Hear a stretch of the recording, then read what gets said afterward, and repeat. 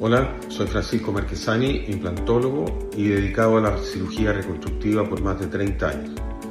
He utilizado la tecnología magnetodinámica, el martillo magnético, en diferentes situaciones clínicas y actualmente estoy agregando la utilización del inserto EasyPin para el uso o fijación de chincheta.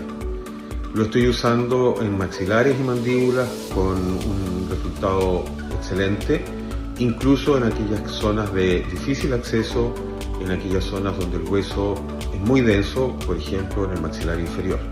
Así que la invitación es a probar este instrumento. Saludos.